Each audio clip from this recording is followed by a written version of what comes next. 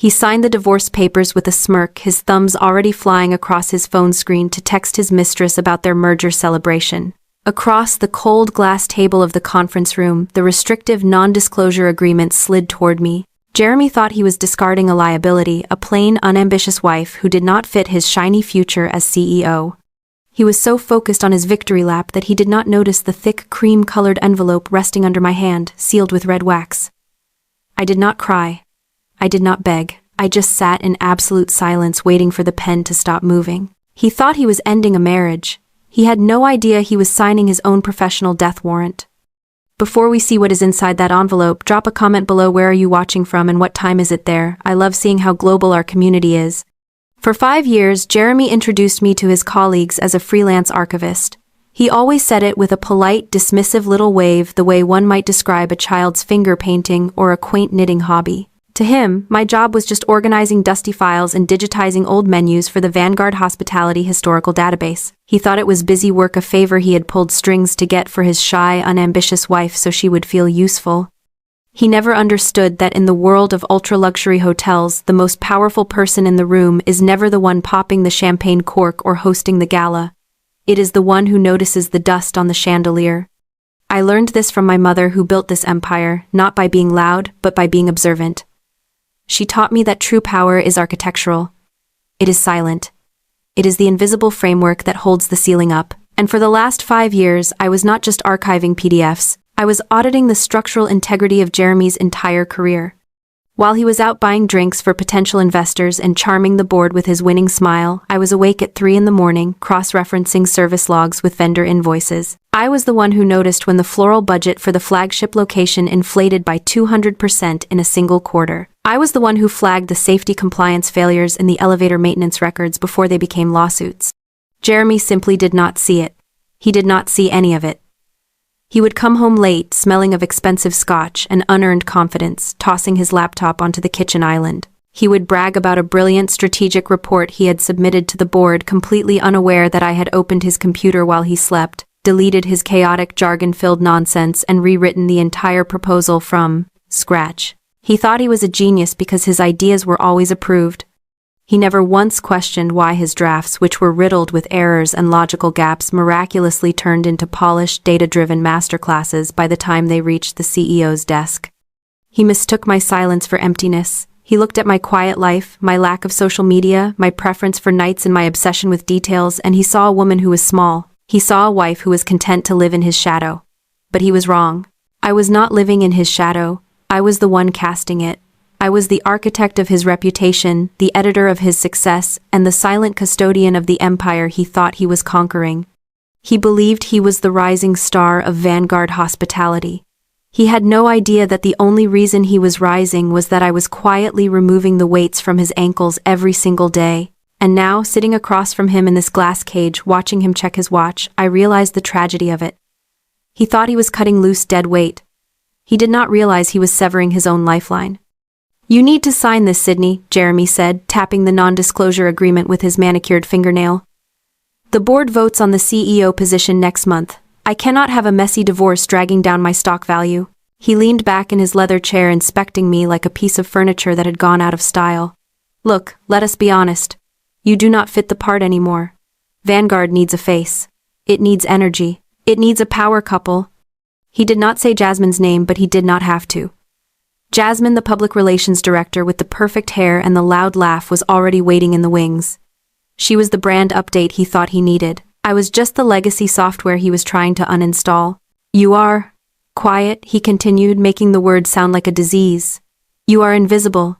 And frankly, this settlement is generous considering what you brought to the table," which was nothing. I looked at the number on the paper. It was a pittance. A severance package for a temporary worker, not a wife of 5 years. But as I stared at his smug face, I realized something terrifying. For a long time I had believed him.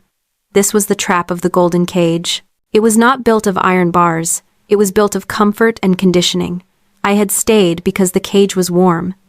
I had stayed because every time he belittled me, he followed it with a crumb of affection, just enough to keep me starving for more. I had convinced myself that his criticism was coaching, that his neglect was just the price of being with a great man. I had normalized the cruelty until I could not tell where his ego ended and my reality began.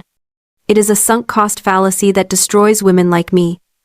We invest so much of ourselves, our patience, our youth, our silence, that walking away feels like bankruptcy. So we stay hoping the investment will finally pay off, hoping he will finally see us. He only sees the reflection of his own importance in our eyes. But 72 hours ago my mother died, and when I held her cold hand the spell broke. I saw the cage for what it was. It was not a home. It was a holding cell. Jeremy was not a great man. He was a small, insecure boy playing dress-up in a suit I had paid for. He thought he was offering me a way out with this settlement. He thought I should be grateful for the scraps. He had no idea that the woman who accepted crumbs was gone. She died with her mother. The woman sitting in this chair now was not hungry for his approval. She was hungry for receipts. "Are you going to sign, or are you waiting for a pen that matches your purse?" Jeremy sneered, checking his reflection in the dark glass of the window. I picked up the NDA. For a second he looked relieved, thinking he had won again. Then I slid it back across the table unsigned. "I am not signing that, Jeremy," I said, my voice steady. "And I am not leaving." He laughed, a sharp, dismissive bark. "You do not have a choice. This is happening. Do not make me call security to escort you out. That would be humiliating for you." "Actually," I said, reaching for the cream-colored envelope, "I think we need to update the record first." I slid the envelope toward Judge Karen, the mediator who had been watching us with the bored expression of someone who charged by the hour. "Before we finalize the division of assets, this document must be entered." Jeremy rolled his eyes. "What is it, a receipt for your cat food, a parking ticket?" Judge Karen broke the red wax seal with a loud crack. She pulled out the heavy bond paper inside. She adjusted her glasses, her boredom instantly vanishing. Her eyes widened as she scanned the header. She looked up at me, then back at the paper, her hand trembling slightly. "Mr. Caldwell," Judge Karen said, her voice dropping an octave, "you need to sit down." "I am standing," Jeremy said, buttoning his jacket. "I have a merger celebration to attend." "Sit down," the judge commanded, slamming her hand on the table. Jeremy froze. "This is not a parking ticket," she continued, her eyes fixed on him with a look of terrifying respect. "This is a notice of ownership transfer." She turned the document so he could see the embossed seal. "Effective 72 hours ago, upon the passing of her mother, Sydney has inherited the controlling interest in the Vanguard Hospitality Group. The total asset valuation is $180 billion. Jeremy blinked. He let out a nervous chuckle. "That is a joke. Her mother was a nobody. She lived in a cottage. Her mother was the founder," Judge Karen read from the file, "and Sydney is now the sole owner. Mr. Caldwell, your wife does not just own this building. She owns the chair you are sitting in. She owns the brand you work for." The smirk slid off Jeremy's face like oil. He looked at me, really looked at me for the first time in 5 years. And in his eyes I saw the dawn of a magnificent, paralyzing fear. "Wait," Jeremy stammered, his face pale. "If she owns the company, that is a conflict of interest. She cannot be on the board. She does not know anything about the business." Judge Karen ignored him. She flipped to the second page of the document. "There is an addendum here regarding corporate governance," she said. "For the past 5 years, a proxy has been attending board meetings and conducting internal audits under the alias The Ghost Guest." Jeremy stopped breathing. The blood drained from his face. The Ghost Guest was a legend at Vanguard. It was the name given to the anonymous internal auditor whose reports were legendary for their brutality and precision. The Ghost Guest was the one who had blocked Jeremy's reckless expansion into Miami. The Ghost Guest was the one who had slashed his travel budget. Jeremy had spent years complaining about this person. He had called them a bureaucratic nightmare, a joyless bean counter, and a faceless coward. "You," he whispered, staring at me. "You are the ghost." "I am," I said quietly. "Every performance review you hated. Every budget request denied. Every time you were told your numbers did not add up. That was me." "But," Howie asked, his voice trembling, "I lived with you. You were always there. You were just organizing files." "That is exactly why you never caught me," I said. "Because you are a narcissist, Jeremy. And narcissists only see what shines. You looked at my quiet life, my lack of ambition, my simple clothes, and you saw emptiness. You assumed that because I was not screaming for attention, I had nothing to say. You mistook my silence for vacancy." I leaned forward. "But silence is not empty. It is observant. While you were busy admiring your reflection in the glass, I was looking through it. I was watching you pad your expense reports. I was watching you falsify vendor contracts. I was the judge at your trial for 5 years, and you were too busy preening to notice the gavel in my hand. Jeremy sank back into his chair. He looked small. The arrogance that had defined him for years was gone, replaced by the terrified realization of a man who has been walking on a trapdoor his entire life only to find the lever has just been pulled. So, what now? Jeremy asked, his voice barely a whisper.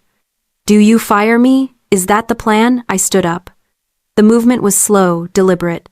I walked to the head of the table where he was sitting. No, Jeremy, I am not firing you. Firing you implies you were doing a job.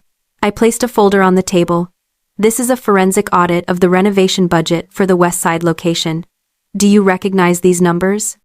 He stared at the folder. He did not open it. He knew what was inside. $4.8 million, I said. That is the amount you funneled into shell companies for consulting fees. Consulting companies that coincidentally share an address with your brother's law firm. Jeremy closed his eyes. Violet. Sydney, please, I can explain. It was just a loan. I was going to pay it back. It is not a loan, it is embezzlement, I said. Just then his phone buzzed on the table. A text from Jasmine. I heard about the audit. Do not contact me. I am cooperating with the board. Jeremy stared at the screen. The woman he was leaving me for, the woman who was supposed to be his partner in this new life, had abandoned ship the moment she saw the water rising. She knew, he rasped. She helped me set up the accounts, and now she is helping me close them, I replied. She wants to keep her job. You are expendable? Jeremy stood up, his face flushing red. Panic was setting in. Fine. You want me out, I am out. But you owe me my severance. My contract states that if I am terminated without cause, I get a golden parachute. $6 million.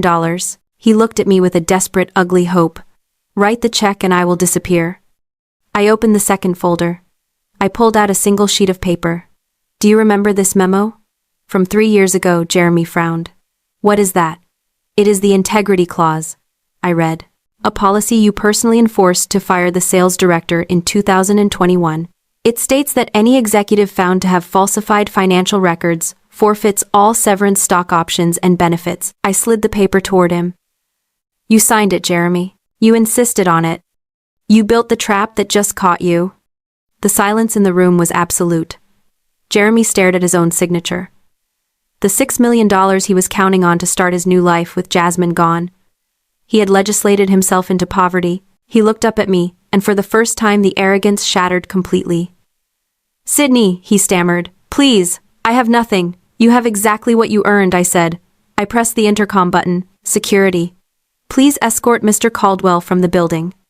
2 guards entered. One of them was the man Jeremy had ignored in the lobby every morning for 5 years. He looked at Jeremy, then at me, and gave a sharp, respectful nod. This way, sir, the guard said. Jeremy did not fight. He did not yell.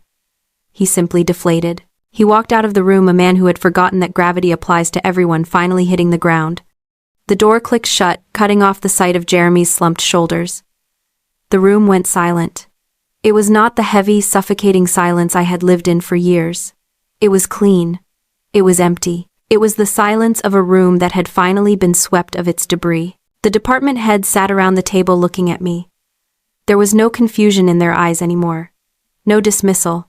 They were waiting for instructions. We have a lot of work to do, I said, gathering my files. We will reconvene at 9 tomorrow morning to discuss the restructuring. Thank you, everyone. They filed out quietly, one by one, offering nods of respect. When the last one left, I walked to the floor-to-ceiling windows overlooking Central Park. The sun was setting, casting long golden shadows across the trees. The city lights were beginning to flicker on a vast grid of electricity and ambition. I looked at the reflection in the glass. For 7 years, I had avoided mirrors. I had not wanted to see the woman who made herself small to fit inside a man's ego. I had not wanted to see the archivist who hid in the basement while her husband took credit for the skyline. But the woman staring back at me now was not small. She was not hiding. She was standing in the light just as my mother had told me to. I held the wax-sealed envelope in my hand one last time. For days I had thought of it as a weapon. I thought it was a sword my mother had left me to cut Jeremy down. But as I stood there, feeling the hum of the building beneath my feet, I realized it was not a weapon, it was a mirror. She had not given me the power to destroy him, she had given me the power to define myself. Revenge is a fire that burns the house down to kill the rats. But justice is a cool, clean rain. It washes away the dirt and leaves the foundation standing. I had not stooped to Jeremy's level. I had not screamed or lied or cheated. I had simply applied the rules he claimed to uphold and let the weight of his own actions pull him under. I had cleaned the house. I placed the envelope in my bag. The weight was gone. The anger was gone. There was only the view. I was 32 years old. I was the chairwoman of a $180 billion empire. And for the first time in my life, I was completely beautifully free.